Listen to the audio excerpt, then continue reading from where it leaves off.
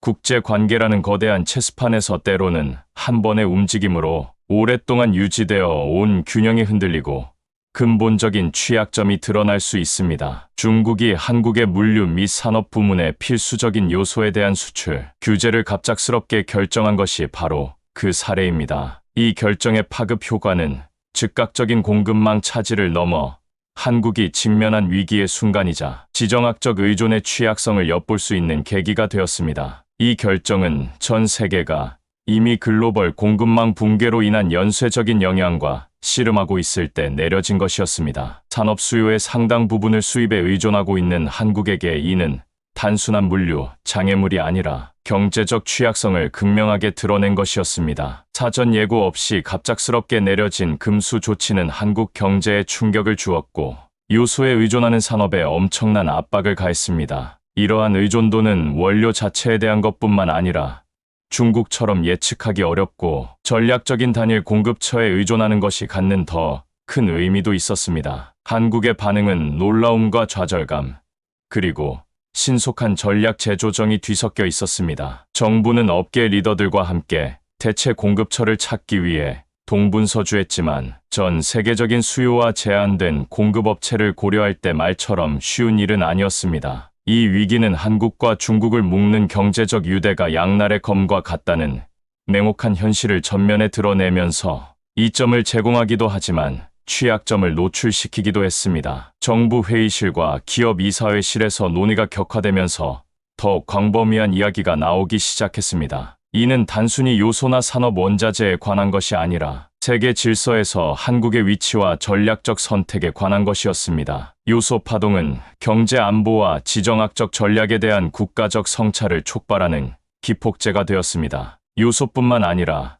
다른 핵심 소재에 대해서도 공급망 다변화에 대한 진지한 고민이 이어졌습니다. 정부는 공급망 회복력을 국가 안보의 문제로 인식하기 시작했고 정책과 접근, 방식의 전환을 촉구했습니다. 요소 수출 제한 조치에는 외교적 배경도 있었습니다. 중국은 이번 조치가 한국에 대한 보복 조치라고 명시적으로 밝히지는 않았지만 시기와 금지 조치의 성격으로 인해 몇 가지 의문이 제기되었습니다. 양국은 경제적 상호의존성뿐만 아니라 역사적, 지역적 긴장으로 인해 복잡한 관계를 맺고 있습니다. 특히 사드 미사일 방어 체계와 관련하여 미국과 한국의 밀착도가 높아지는 것은 베이징과 서울 사이의 논쟁거리였습니다. 따라서 요소수 사태는 중국이 경제적 압력을 가할 수 있는 능력을 과시하는 미묘한 메시지로 받아들여졌습니다. 하지만 요소 파동은 단순히 중국의 일방적인 행동이 아니었습니다. 이 위기는 또한 한국의 외교,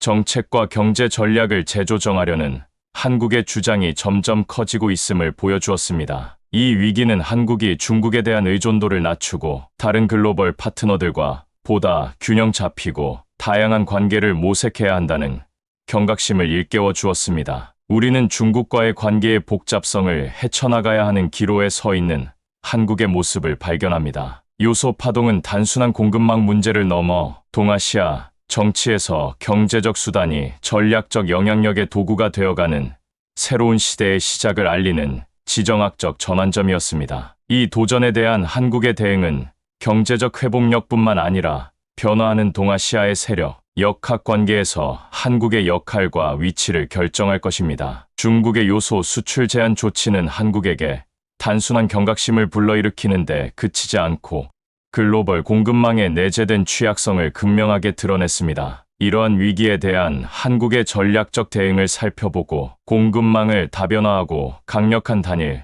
무역 파트너에 대한 의존도를 낮추기 위한 한국의 노력을 강조합니다. 요소 파동 이후 한국 정부는 업계 리더들과 함께 공급망을 재평가하고 재구축하는 작업에 착수했습니다. 특히 중요 자재에 대한 특정 국가에 대한 의존도를 낮춰 위험을 완화하고 경제 안보를 확보한다는 분명한 목표를 세웠습니다. 이러한 전략적 전환은 단순한 사후 대응이 아니라 보다 탄력적이고 균형 잡힌 경제 체제를 향한 사전 예방적 조치였습니다. 한국 정부는 대체 요소 공급업체들과 신속하게 대화와 협상을 시작하여 동남아시아, 중동, 더 멀리 떨어진 국가까지 폭넓게 그물망을 넓혔습니다. 이러한 다각화 전략은 요소에만 국한되지 않고 반도체, 희토류, 원소, 의약품 원료 등 다른 필수 소재로까지 확대되었습니다. 정부는 공급망 다변화가 경제 안정성뿐만 아니라 의사 결정의 주권을 유지하는 데도 중요하다는 것을 인식했습니다. 공급망 다변화와 관련된 도전 과제와 복잡성에 대해서도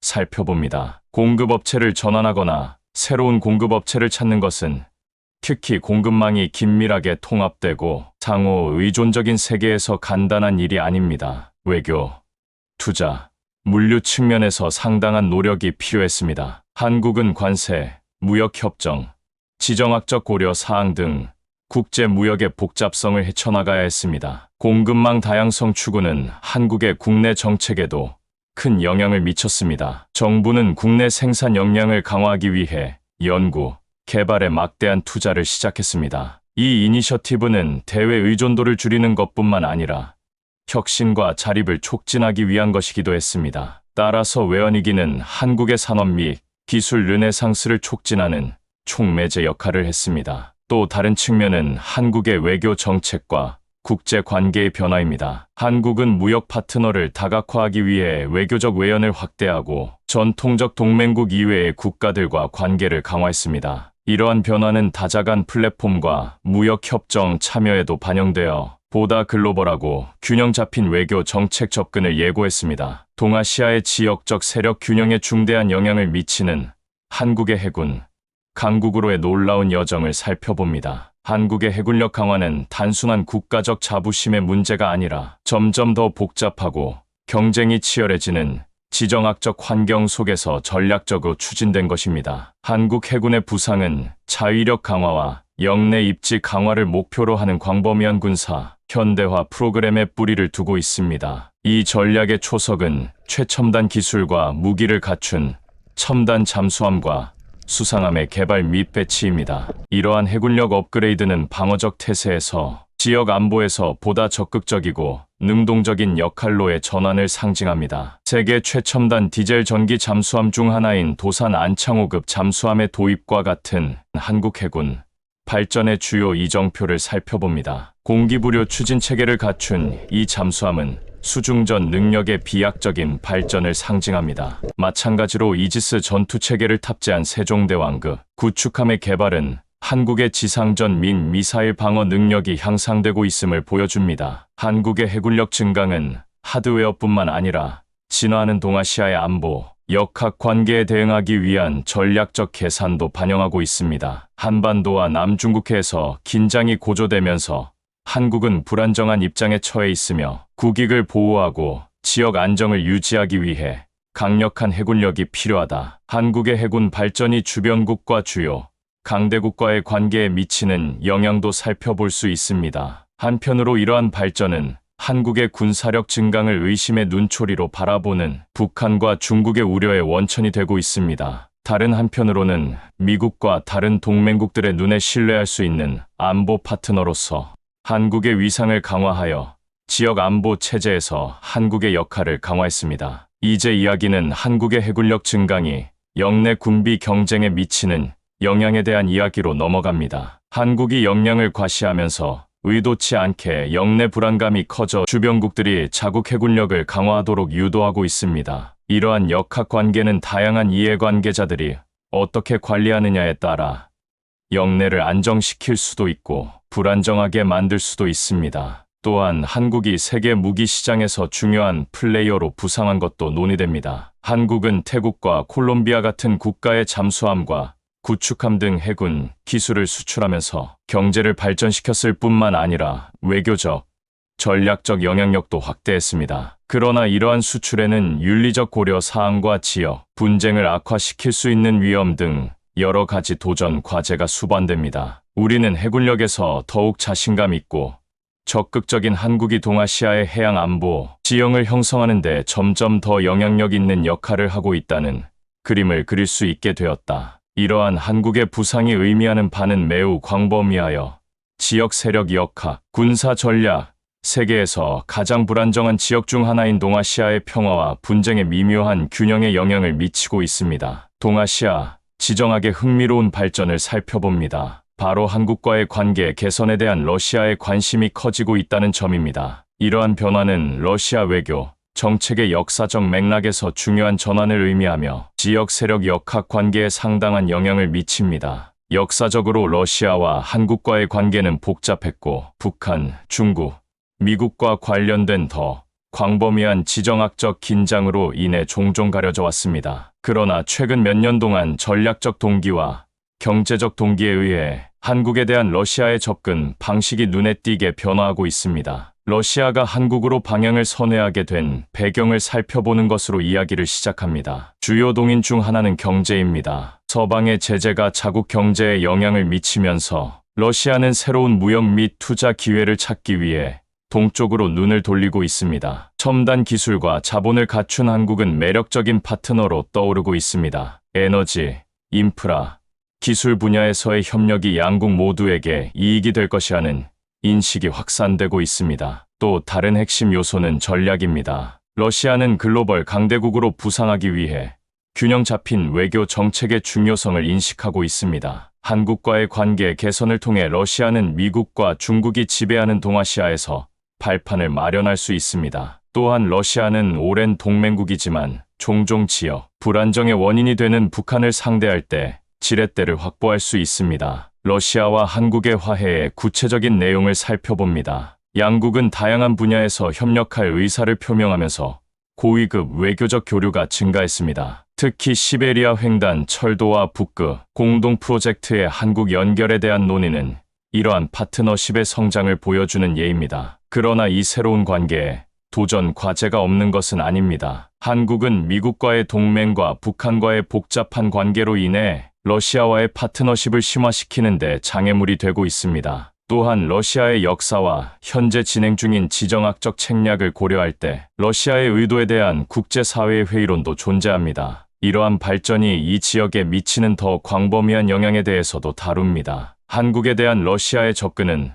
동아시아의 전통적인 동맹과 권력 구조를 재편하고 있습니다. 이는 중국, 일본, 북한을 포함한 다른 영내 국가들의 전략적 계산을 바꿀 수 있는 잠재력을 가지고 있으며 새로운 동맹과 파트너십으로 이어질 수 있습니다. 우리는 러시아와 한국 관계의 미래 궤도에 대해 숙고해야 합니다. 협력과 상호 이익의 기회가 있는 반면 그 길은 지정학적 복잡성과 역사적 짐으로 가득 차 있습니다. 이 관계가 어디까지 발전하고 지역 역학 관계에 영향을 미칠지는 여전히 미지수이며 끊임없이 변화하는 동아시아의 지정학적 지형에 또 다른 복잡성을 더하고 있습니다. 글로벌 무기 산업에서 신흥 강국으로 급부상하고 있는 한국의 역할에 초점을 맞춥니다. 이러한 발전은 한국의 기술 및 제조 능력의 증거일 뿐만 아니라 국제 관계와 외교적 영향력을 재편하는 전략적 기동이기도 합니다. 세계 무기 시장의 핵심 플레이어가 되기 위한 한국의 여정은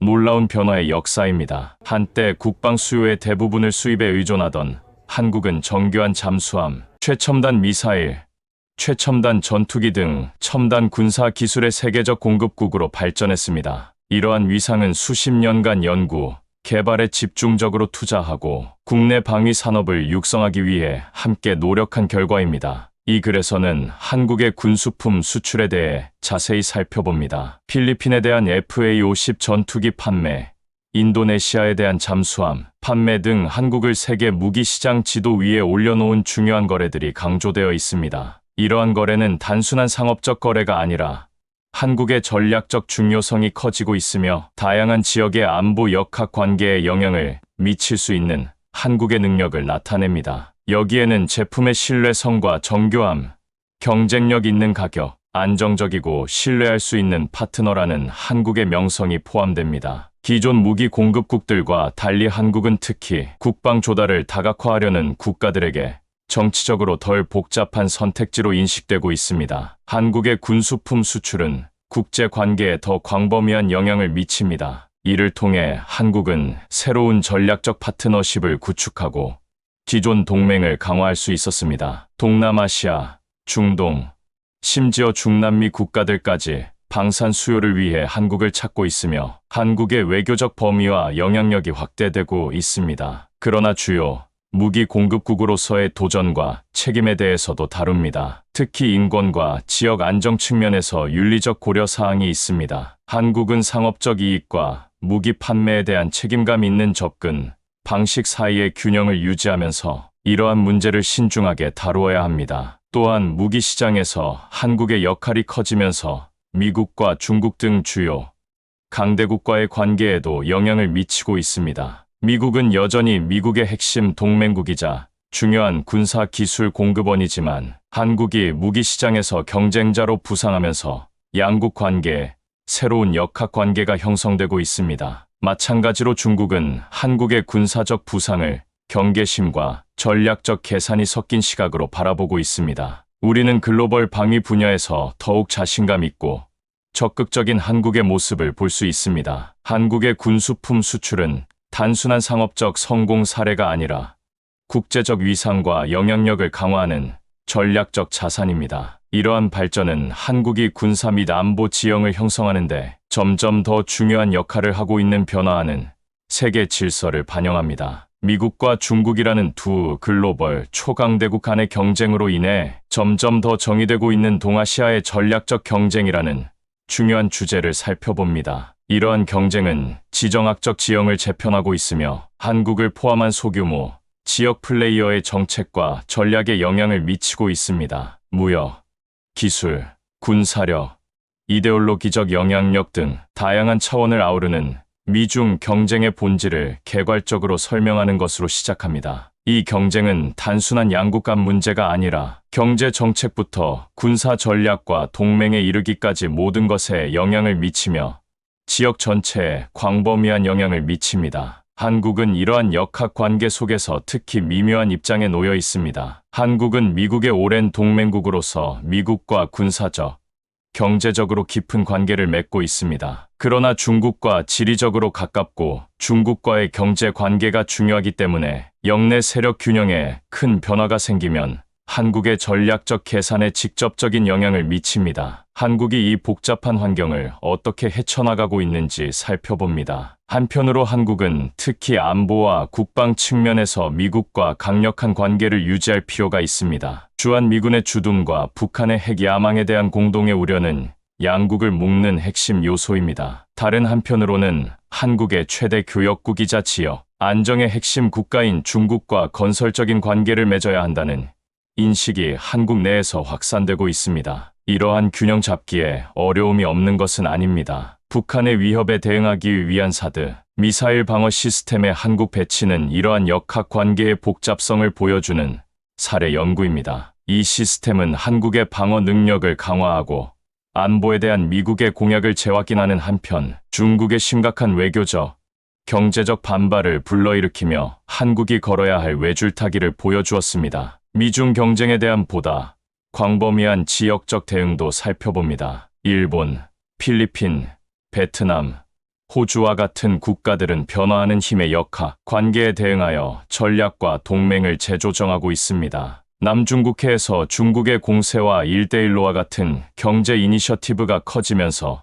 이들 국가는 한국을 포함한 다른 영내 국가 및 미국, 유럽연합과 같은 역의 강대국과의 긴밀한 관계를 모색하게 되었습니다. 결론에서 우리는 미중 경쟁의 경랑 속에서 각국이 발판을 마련하기 위해 고군분투하는 유동적인 지역의 모습을 볼 수 있습니다. 한국은 독특한 지정학적 위치와 경제 및 군사적 역량이 성장하고 있으며 이러한 변화하는 환경에서 중요한 역할을 하고 있습니다. 이러한 도전에 대응하기 위해 한국이 채택하는 선택과 전략은 한국의 미래뿐만 아니라 동아시아의 안정과 세력, 균형에 중대한 영향을 미칠 것입니다. 동아시아, 지정학의 중요한 추세, 즉 중국 장비보다 한국 군사 기술을 점점 더 선호하는 태국과 같은 국가의 군사 조달 선호도 변화를 살펴봅니다. 이러한 변화는 영내 역학 관계의 변화를 나타내며 세력 균형과 관련 국가들의 전략적 계산에 중대한 영향을 미칩니다. 태국이 한국 군사 기술 도입을 결정하게 된 배경을 살펴보는 것으로 시작한다. 수십 년 동안 중국은 많은 동남아시아 국가들이 저렴한 군사 장비를 구매하기 위해 찾는 곳이었습니다. 그러나 중국산 군사 장비의 품질, 신뢰성, 정치적 영향력에 대한 우려로 인해 태국과 같은 국가들은 대체 공급처를 모색하고 있습니다. 첨단 군사 기술, 경쟁력 있는 가격, 안정적이고 중립적인 파트너로서의 명성을 갖춘 한국이 매력적인 대안으로 떠오르고 있습니다. 이러한 전략적 변화를 상징하는 태국의 한국 잠수함 및 FA-50 전투기 구매와 같은 주요 거래를 중점적으로 살펴봅니다. 이러한 거래는 단순한 상업적 거래가 아니라 지역 동맹과 군사 전략의 심도 있는 재편을 나타냅니다. 이 글에서는 이러한 추세가 중국, 한국, 그리고 지역 전체에 미치는 광범위한 영향을 살펴봅니다. 중국에게 이러한 변화는 중국의 영향력과 영내 군사 강국이 되고자 하는 열망에 대한 도전을 의미합니다. 한국에게는 한국의 기술력에 대한 인식이 높아지고 지역 안보 역학 관계에서 핵심 플레이어로서의 역할이 강화되고 있음을 의미합니다. 이러한 변화가 지역 안정과 세력 역학 관계에 미치는 영향도 살펴본다. 태국과 같은 국가들이 군사 조달원을 다변화하는 것은 강대국 간 긴장이 고조되는 상황에서 전략적 자율성을 높이고 균형을 맞추기 위한 움직임으로 볼 수 있습니다. 또한 동남아시아 국가들 사이에서 경제적으로나 군사적으로 중국에 지나치게 의존하는 것에 대한 경계심이 커지고 있음을 반영하는 것이기도 합니다. 또한 무기 시장에서 한국의 입지가 커지면서 외교 관계가 어떻게 재편되고 있는지 살펴봅니다. 동남아시아 국가들과의 무기 거래는 단순히 군사 하드웨어를 판매하는 것이 아니라 전략적 파트너십을 구축하고 신뢰를 증진하며 이 지역에서 한국의 영향력을 확대하는 것입니다. 마무리하면서 우리는 중대한 변화를 겪고 있는 동남아시아 지역의 모습을 보게 됩니다. 군사 조달 선호도의 변화는 단순한 상업적 트렌드를 넘어 동아시아의 변화하는 지정학적 환경을 반영하고 있습니다. 각국은 변화하는 힘의 역학 관계에 대응하여 전략과 동맹을 재조정하고 있으며 한국은 이 새로운 시대의 중추적 역할을 하는 국가로 부상하고 있습니다. 동아시아의 지역 안정과 협력을 증진하는 데 있어 점점 더 중요해지는 한국의 역할을 살펴봅니다. 세력 역학 관계의 변화와 긴장 고조 속에서 한국은 영내 평화와 협력의 필요성과 국익의 균형을 맞추며 영내 핵심 중재자이자 안정자로 부상하고 있습니다. 동아시아에서 한국의 전략적 위치를 살펴보는 것으로 시작됩니다. 중국, 일본, 러시아와 같은 강대국들의 접점에 위치하고 미국과 긴밀한 동맹 관계에 있는 한국은 독특하고 민감한 지정학적 공간을 차지하고 있습니다. 이러한 위치는 신중한 균형 감각을 필요로 합니다. 한국은 특히 북한과의 관계에서 평화와 안정을 위한 독자적인 의제를 추구하면서 이러한 강대국들의 이해관계와 경쟁을 헤쳐나가야 합니다.